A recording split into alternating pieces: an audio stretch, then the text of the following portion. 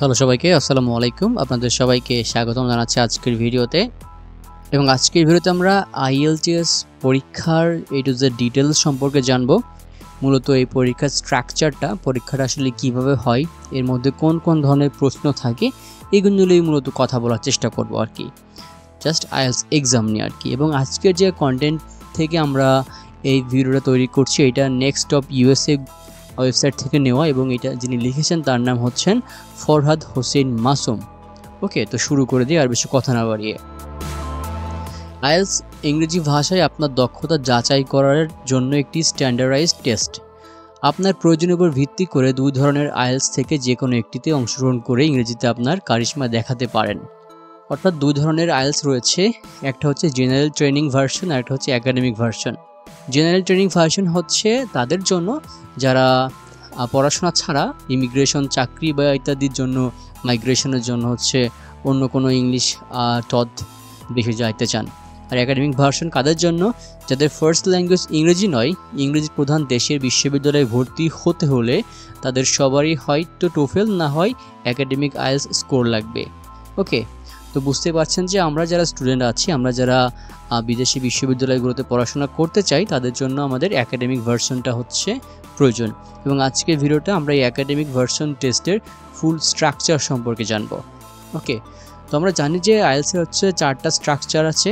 একটা হচ্ছে listening, reading, writing, speaking. তো আমরা প্রথমে হচ্ছে লিসেনিং সেকশন নিয়ে কথা বলবো। 4টা লেকচার বা কনভারসেশন আপনাকে শোনানো হবে লিসেনিংয়ে, এবং শুনতে শুনতেই আপনাকে খসড়া উত্তর দিতে হবে। লেকচার বা কনভারসেশন শুরুর আগেই আপনাকে জানিয়ে দেওয়া হবে কে কী নিয়ে কথা বলতে যাচ্ছে, মানে একটা ইন্ট্রোডাকশন থাকবে। এখানে কিছুটা সময় পাওয়া যায় যাতে আপকামিং প্রশ্নগুলোর উপর আপনি একটু চোখ বুলিয়ে নিতে পারেন। প্রথমটা সবচেয়ে সোজা, শেষেরটা সবচেয়ে কঠিন, এই ক্রমে অডিওগুলোকে সাজানো হয়েছে।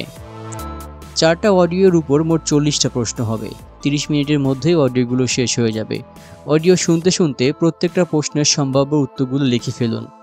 IELTS এর বেশ কিছু প্রশ্নের মধ্যে নির্দেশনা দেওয়া থাকে, নো মোর দ্যান 2 ওয়ার্ডস অথবা নো মোর দ্যান 3 ওয়ার্ডস। সম্ভব উত্তর লেখার সময় এত কিছু ভাবা দরকার নেই। অডিও শেষ হওয়ার পর আরও 10 মিনিট পাওয়া যাবে উত্তরগুলোকে অ্যান্সার শিটে ট্রান্সফার করার জন্য। তখন নির্দেশ মোতাবেক এডিট করে নিলেই হবে। অডিও চলাকালীন সময় এই জাতীয় এডিটিং করতে গেলে পরবর্তীতে প্রশ্নের উত্তর ছুটে যাওয়ার সম্ভাবনা থাকে। অর্থাৎ লিসেনিং সেকশনে আপনাকে যে অডিওগুলো শোনা হবে, অডিওগুলো শুনতে শুনতে আপনি প্রশ্নগুলো দেখে উত্তরগুলো পেয়ে যাবেন। তখন আপনি অ্যান্সার শিটে হচ্ছে উত্তরগুলো লিখবেন না, তখন আপনি হচ্ছে জাস্ট ড্রাফট করে রাখবেন। ধরুন যে একটা কোশ্চেনের উত্তর কয়েকটা ওয়ার্ড দিয়ে লেখা লাগতে পারে, সেখানে আপনি জাস্ট সাংকেতিকভাবে উত্তরটা লিখে রাখলেন ড্রাফটে বা প্রশ্নের উপরেই, যেটা আপনি পরবর্তীতে যখন 10 মিনিট সময় পাবেন তখন আপনি হচ্ছে উত্তরে বা অ্যান্সার শিটে খুব ভালোভাবে লিখে ফেলতে পারবেন। ওকে, লিসেনিং সেকশনে মোটামুটি 6 টাইপের প্রশ্ন থাকে। আলোচনার সুবিধার্থে আমরা একটি কাল্পনিক আলোচনা শুনি। মনে করুন একজন সেল ফোনের কাস্টমার কেয়ারে ফোন করেছে তার সমস্যার সমাধান কথা বলার জন্য। আপনি সমস্যায় জর্জরিত ব্যক্তিটি এবং কাস্টমার কেয়ার ম্যানেজারের মধ্যে কথাবার্তা শুনছেন। তাদের মধ্যে অনেকক্ষণ সুখ দুঃখের আলাপ হলো, যেমন প্রথমে নাম জানতে চাওয়া, ফোন নাম্বার জানতে চাওয়া, কী ধরনের সমস্যায় পড়েছেন, সমস্যাটা কখন থেকে হচ্ছে ইত্যাদি ইত্যাদি। পরে তাকে সমাধান বলে দেওয়া, তাকে সান্ত্বনা দেওয়া, হ্যাঁ, এগুলো মূলত কথাবার্তা তারা বলতে পারে। ওকে, তো এটা হচ্ছে একটা অডিও গেল। এখন এগুলোর ভিত্তি করে আপনাকে হচ্ছে কয়েক ধরনের প্রশ্ন করতে পারে। একটা হচ্ছে MCQ। MCQতে আপনাকে সঠিক উত্তর বাছাই করতে হবে। নির্দেশ অনুযায়ী এক বা একাধিক সঠিক উত্তর বেছে নিতে হবে। মনে রাখবেন, অ্যান্সার শিটে ট্রান্সফার করার সময় শুধু সঠিক উত্তর নির্দেশকারী অক্ষরটাকে লিখতে হবে, পুরো উত্তরটা নয়। যেমন সপ্তাহে কয়বার ব্যথা হয়, এটার অপশন যদি এমন হয় A once, B twice, 3 times, D 10 times। এখানে উত্তরে আপনাকে লিখতে হবে শুধু A, B, C বা D। আপনাকে once, twice, 3, 4 times এটা লিখতে হবে না। আরেক ধরনের প্রশ্ন হতে পারে লিসেনিংয়ের মধ্যে, এটা হচ্ছে শর্ট অ্যান্সার কোশ্চেন। ছোট ছোট প্রশ্ন, ছোট ছোট উত্তর লিখতে হবে 3 শব্দ বা তার মধ্যে।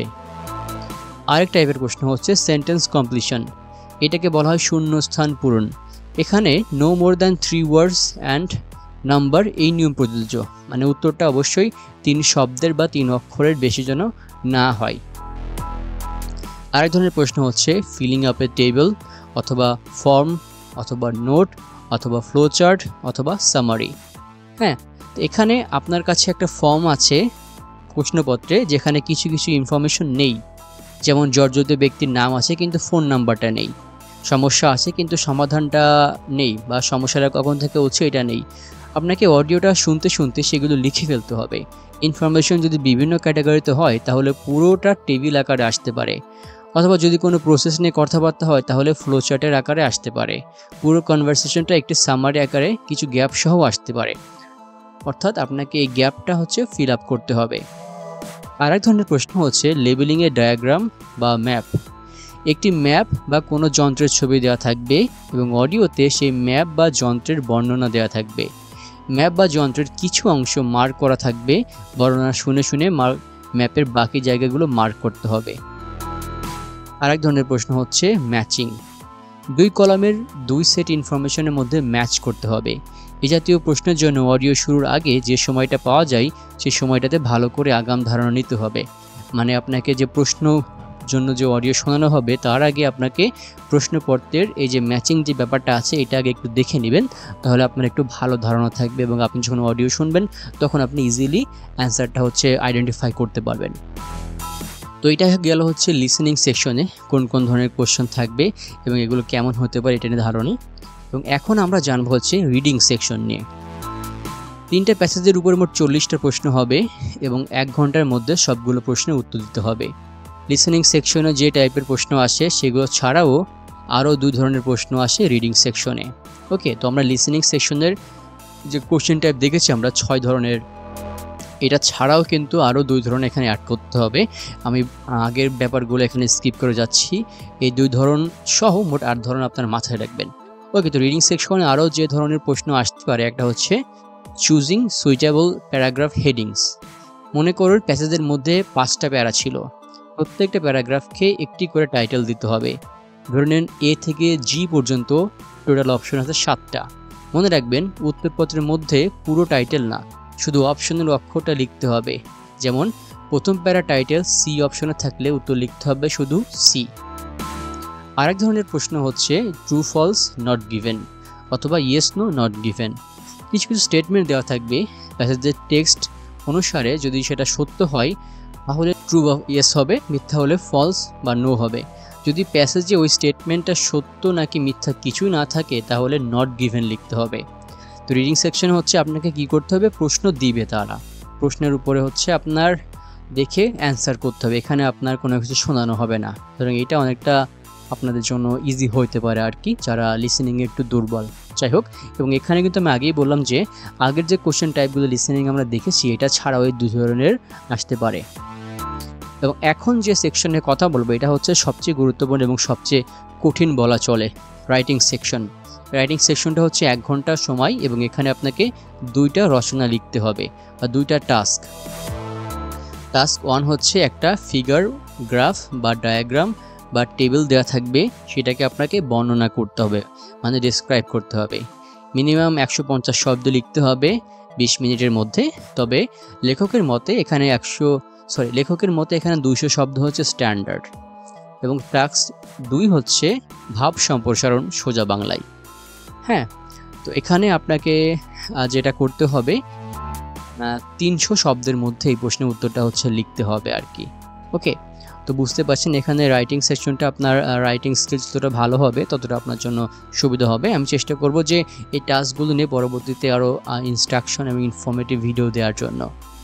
এবং সবার শেষে যে সেকশনটা এটা হচ্ছে স্পিকিং সেকশন। টোটাল স্পিকিং সেকশনটা 3 ভাগে ভাগ করা হয়, একটা হচ্ছে ইন্টারভিউ, আর একটা হচ্ছে টপিক কার্ড, আর একটা হচ্ছে ডিসকাশন। ইন্টারভিউর মধ্যে কি হবে, আপনি যখন কথা বলা শুরু করবেন তখন আসেন বসেন, কি অবস্থা, কি হালচাল, এই জাতীয় সাধারণ কথাবার্তা হবে। আপনি কোন শহরে থাকেন সেই শহরের ডিসক্রিপশন জিজ্ঞাসা করতে পারে, আপনি কি করেন, আপনার শখ কি কি, সেগুলো নিয়ে আলোচনা হতে পারে। আপনি এই সেশনে নাম দিয়েছেন খোঁজ গল্প সেশন, মানে আমাদের যে লেখক তিনি বলেছেন এই ইন্টারভিউ সেশন হচ্ছে খোঁজ গল্প সেশন, শুধু 1 কাপ চা হাতে থাকলেই হয়ে যেত। ওকে, এবং দ্বিতীয় যে সেকশন এটা হচ্ছে টপিক কার্ড। এখানে আপনার সামনে কিছু কার্ড দেওয়া থাকবে, প্রতিটা কার্ডে একটা টপিক থাকবে। সেই টপিক নিয়ে আপনাকে 1 মিনিট ভাবার সুযোগ দেওয়া হবে, এরপর আপনাকে 2 মিনিট কথা বলতে হবে। লেখকের মতে ভাবাভাবির সময় পুরো স্পিচ রেডি করার চেষ্টা না করে শুধু প্রথম 1 বা 2 লাইন রেডি করুন। বাকিটার জন্য শুধু কী নিয়ে বলবেন সেটাই ভাবুন। প্রথম লাইন সাবলীলভাবে মুখ থেকে বের হলে বাকিটা এমনিতেই বের হতে থাকবে। এবং সবার শেষে হচ্ছে ডিসকাশন। টপিক কার সেশনে যা যা বলবেন সেটার উপরেই কিছুটা আলোচনা করা হবে। আপনার বক্তব্যের বিশেষ কোনো লাইন নিয়ে ওরা আরেকটু ডিটেলস জানতে চাইতে পারে। ওকে, তো এগুলো হচ্ছে মূলত আমাদের 4টা যে সেকশন, এই সেকশনের পুরো যে টেস্টের স্ট্রাকচার। তো এখন আমরা একটু স্কোরিং প্যাটার্ন সম্পর্কে জানি, কীভাবে স্কোরটা করা হয়। ওকে, তো প্রত্যেক সেকশনে 1 থেকে 9-এর মধ্যে স্কোর দেওয়া হবে। আবার 4 সেকশনের স্কোর যোগ করে গড় করা হয়, যেটাকে ব্যান্ড স্কোর বলা হয়। এটার স্কেলও একই, 1 থেকে 9-এর মধ্যে। ব্যান্ড স্কোর বাড়ে আধা আধা করে, যেমন 6, 6.5, 7। 4 সেকশনের গড় করতে গিয়ে যদি 6.7 বা 6, তাহলে সেটাকে রাউন্ড অফ বানিয়ে 7 বানায় দেওয়া হয়। অধিকাংশ ইউনিভার্সিটিতে অ্যাপ্লাই করার ক্ষেত্রে 6.5 প্রয়োজন হয় আইএলটিএস এর স্কোরটা। ওকে, তো আশা করি আপনাদেরকে স্কোরিং প্যাটার্নটাও বোঝাতে পেরেছি। তো ভিউয়ার্স, এই ছিল মূলত ওভারঅল যে আইএলটিএস টেস্ট স্ট্রাকচার। আশা করি আপনারা বুঝতে পেরেছেন। এছাড়া আপনাদের আর কোনো প্রশ্ন থাকলে পারে আপনারা কমেন্ট বক্সে জিজ্ঞাসা করতে পারেন। তো যাই হোক, সম্পূর্ণ ভিডিওটি দেখার জন্য অসংখ্য ধন্যবাদ। সবাই ভালো থাকবেন, সুস্থ থাকবেন। সবার জন্য অনেক অনেক শুভকামনা রইল। আসসালামু আলাইকুম।